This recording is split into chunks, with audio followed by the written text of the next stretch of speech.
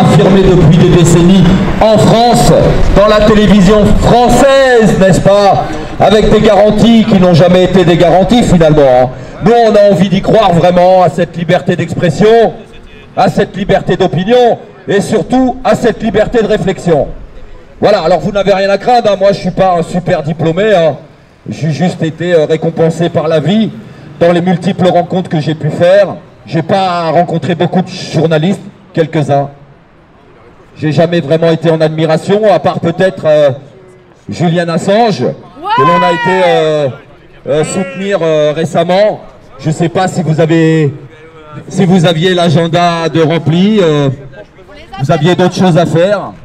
On vous a pas vu pour Julian Assange, donc pour de l'information. Et ça, j'attirerai votre attention, pas du côté éveillé parce que vous savez de quoi vous parlez. Bien évidemment, merci camarades. Donc ce dossier vous permet à tous de savoir dans quel monde nous vivons.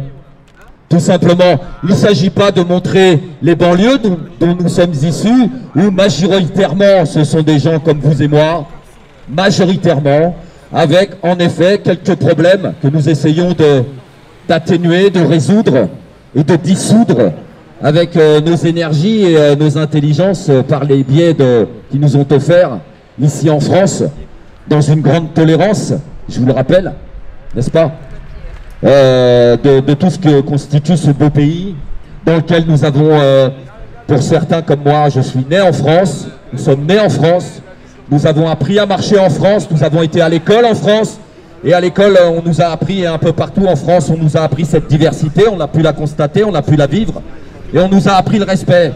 Et ensuite, pour certains, on a élevé nos enfants aussi dans le respect. Et puis on n'a pas envie de donner raison à certains qui nous feraient presque croire qu'on a eu tort. Voilà. Donc oui, en effet, une drôle d'actualité, une drôle de censure, une drôle de façon de manipuler les opinions, n'est-ce pas? On ne voit pas beaucoup d'impartialité dans vos débats, dans vos reportages, alors qu'en réalité, vous devez poser des questions et en effet, peut-être quelquefois, et pas constamment, appuyer votre avis qui va toujours comme par hasard avec celui du pouvoir. On n'est pas idiots. Il y en a qui prônent l'intelligence ici-bas. Il ne faut pas mélanger l'intelligence ou confondre l'intelligence ou l'opportunité du pouvoir ou des places qui vous sont attribuées, messieurs, dames, n'est-ce pas? Voilà, bah écoute, on est content d'être ici. On n'est pas des spécialistes de la communication, mais on n'est pas non plus... on est la France d'en bas, ouais, avec sa diversité, hein, dans tous les sens du terme, au niveau statut social et autres. Et puis on en est fiers de partager cette diversité parce que c'est comme ça qu'on l'a comprise, c'est comme ça qu'on doit la vivre dans notre Constitution et dans la République française et pas être déformé par des... C'est difficile à nommer parce qu'en fait, sincèrement, même avec ce que je connais de plus mauvais, vous ne correspondez même pas, en fait. Vous êtes encore au-delà de la négativité quand on prône la guerre, alors que le bâtiment, sur nos bâtiments publics et partout en France, il devrait y avoir simplement notre drapeau français avec le drapeau de la paix.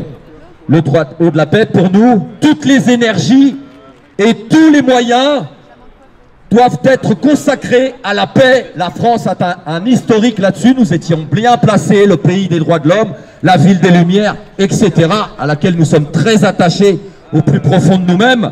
On n'a pas de leçons à donner, mais on est en train d'exprimer des sentiments et puis vous communiquez notre liberté d'opinion, tout simplement. Voilà, on se battra pour le meilleur, c'est-à-dire la paix, et avec un espoir que les énergies et les moyens soient dépensés en ce sens et non pas nous mettre des drapeaux sur les bâtiments français qui correspondent à une nation de 45 millions d'habitants, alors qu'en France on est 68 millions.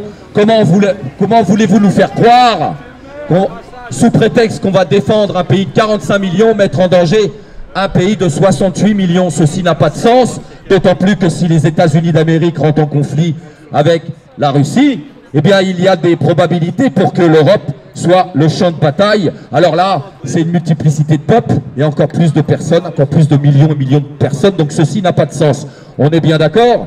Il ne faut absolument pas chatouiller les plus gros de ce monde, même si on nous avait promis que l'Europe nous protégerait des guerres, nous éviterait les guerres et améliorerait notre quotidien. On voit aujourd'hui que ça ça n'a pas du tout de cette direction que ça a pris, c'est pas du tout garanti. Et puis on ne peut pas dire que vos énergies et vos intelligences sorties sur les plateaux de télé nous y aident à la tranquillité et à, comment dirais-je, on est très inquiet pour notre avenir et c'est un présent et un futur proche. Il y en a tellement de choses à vous dire, il y a tellement de choses à vous reprocher, cachées dans vos bureaux, en prenant les gens pour des imbéciles en permanence. Alors voilà, s'il y a des gens qui ont quelque chose à nous dire, ben on veut bien y répondre. Si toutefois vous avez ce courage, et si vous n'en avez pas, sachez que si vous nous approchez, vous allez voir, nous on sait que c'est contagieux. Voilà, merci. Vérité, justice. Free attention, ça c'est important ça.